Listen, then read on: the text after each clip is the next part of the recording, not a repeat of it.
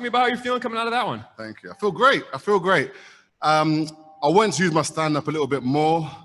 I don't think I executed my game plan as well, but he went for the takedown, and obviously I wasn't going to allow that, so I ended up reversing him, and pretty much the fight ended the second in the second round when he went for the takedown again. I could hear him breathing heavy, so I knew he was tired, and when I was landing the elbows, all the punches, he was like gasping. So I knew if I kept landing some more heavy shots, I could hear my corner as well saying, you know, keep going. And obviously the rest is history. I ended up winning by TKO. Yeah, and when you were on the ground, did you feel really strong down there? I think a lot of people think, oh, he's moving up in weight, he's going to fight stronger guys, but You yourself have put on weight. So have you noticed that difference since you moved up to heavyweight? Yeah, I really have. I just feel healthier moving up that weight. At fighting at light heavyweight, I just found I was always dieting, trying to keep around the 225 mark. So if I ever got a call, you know, I didn't have to cut too much weight.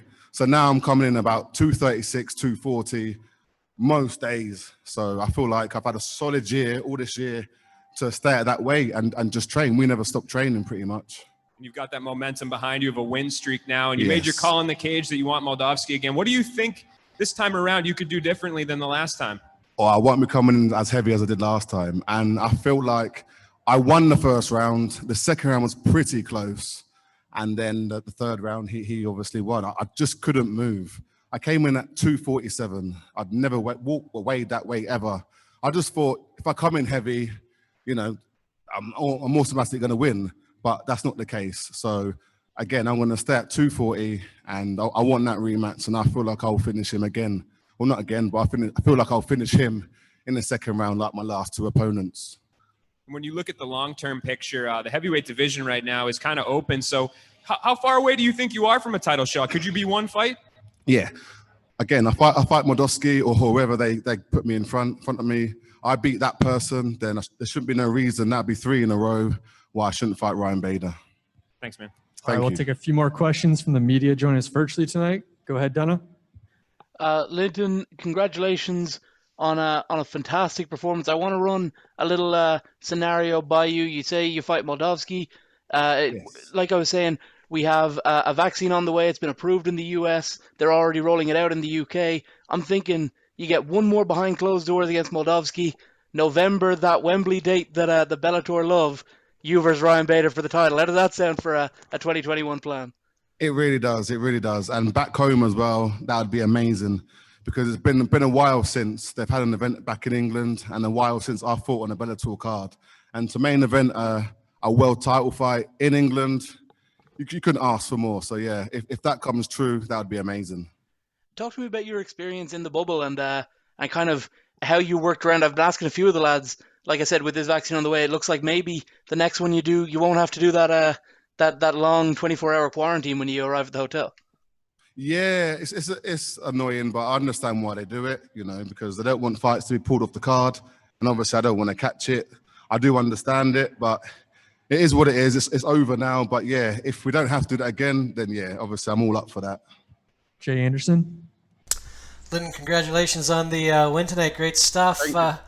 His game plan was clearly the takedown, and you were able to reverse those every single time. How gratifying is it to beat him at his own game, especially a high-level guy like that?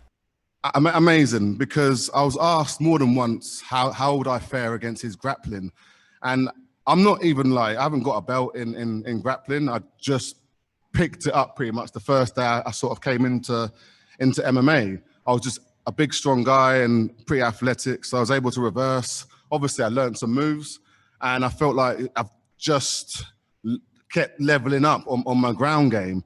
So, yeah, to beat him at his own game was obviously definitely a big feather in my cap. So I feel like I'm showing people that, you know, I've got a good, solid ground game as well.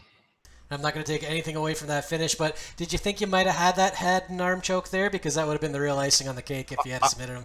No, I did. I thought, here it is, because, again, he was pretty tired, so I thought, you know, not saying he was looking for a way out, but I thought, you know, it'd be easy to get the head and arm triangle. I thought it was pretty deep, but he exploded, and I was like, oh, okay, so he's got a lot more in the tank than I expected. And, yeah, so obviously I went to plan B, and my team was just saying ground and pound, land 10 shots, land 10 shots, and the ref will probably stop it. And I feel like that's what happened. I landed a good probably 8 to 10, maybe even 12 shots, and the ref stopped the fight. Keith Schillen. Hey, Lynn, it's Keith Schillen from Sherdog. Congratulations on the victory. Thank you. And happy holidays to you. And yourself. Thank you, sir. Thank you.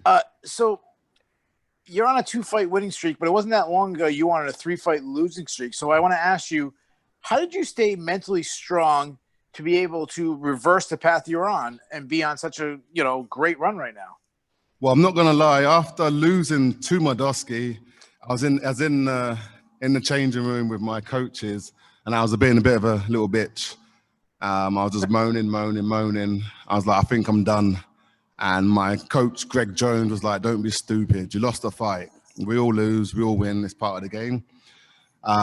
So I went back, spoke to the coaches. Again, we just said, don't come in so heavy.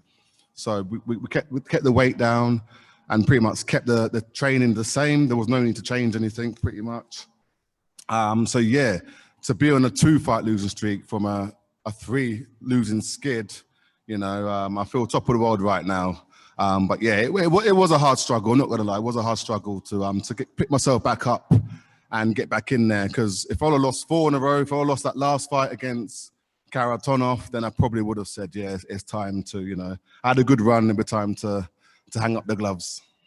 Well, hats off to you. You've been doing so well. One last question for me. So you talked about training the last year and using this time to better yourself, but you also were coming off, such a huge win. You get a lot of excitement back on you, beating a legend in Sergey Karatonov. How frustrating was it to sit on the shelf for a year and lose that momentum you had? It was frustrating because obviously I don't get paid unless I fight, but I'll always take a blessing out of the things that happen. We had a pandemic, so it wasn't like it was Bellator's fault.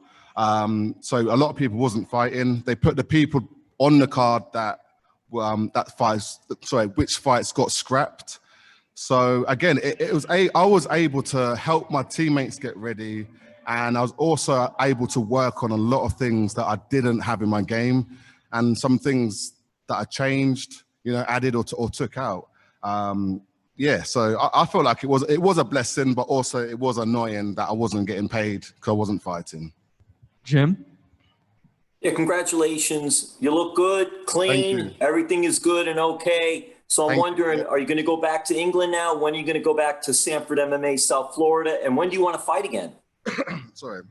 So I'm going to go back to South Florida for about 5 days, and I'm going to book my flight, go back to England for a good solid 2 weeks, spend the holidays there, Christmas with the family, and then come back and then just start back training again and see what Bellator got for me next. Thank you. Congratulations. Thank you. We'll take a couple more here. Giancarlo. Hi, Linton. Congrats on the win. Look great tonight. Thank you. Just this performance, you were talking about during the media day about the idea of fighting with no fans there. Were you surprised at how you were able to adjust to that? Did anything caught you off guard?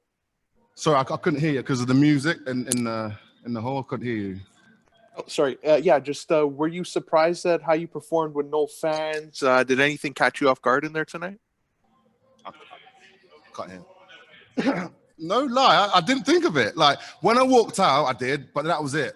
I did not think twice seriously about the fans.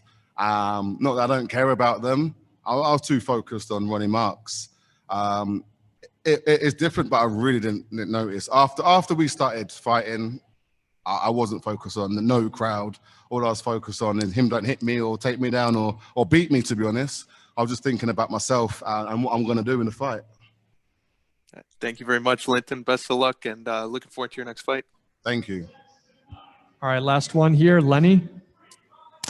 How's it going, Linton Vassell? Hello. Lenny Marsh from MMA Unhinged. I think you know my voice by now, but I heard there that you said you're going to come back to MK. I can't wait to see you. Hopefully I'm going to come down. We'll have a few beers. We'll catch up and we'll do that stuff. No worries. Yeah. So we'll talk about your fight today. So at a heavyweight, 239 pounds, you look strong as ever. I don't even know how you make 205 pounds. That's ridiculous. It wasn't easy. It wasn't easy. Is 239 pounds at heavyweight the optimum weight for you? Yeah, I came in 239. Again, I feel like that's perfect for my height. I feel like I can move pretty well. My gas tank's pretty good at that weight. So yeah, I feel like 240. I don't need to be no heavier or even no lighter really at that weight. I feel like I still keep my power, my strength, my speed. So yeah, I feel like that's the perfect weight for me. Yeah, my last question is, in the first round, you were very dominant on top. And then in the second round, Markes came out looking for the takedown. Did that kind of throw you off guard, surprise you a little bit? No, because I know he's a grappler anyway. I know he likes to stand, but we all do. But I felt like he thought his ground game would be better than mine. Again, because I don't have, when people talk about me, they don't go, Linton's a black belt. And I think my ground game's underrated. But that's my bread and butter. Like, I'm not your traditional wrestler or jiu-jitsu practitioner, and I feel like what I have just works for me, and people can't stop it. All right, thanks for the time, Linton. Congrats on another great win. Thank you.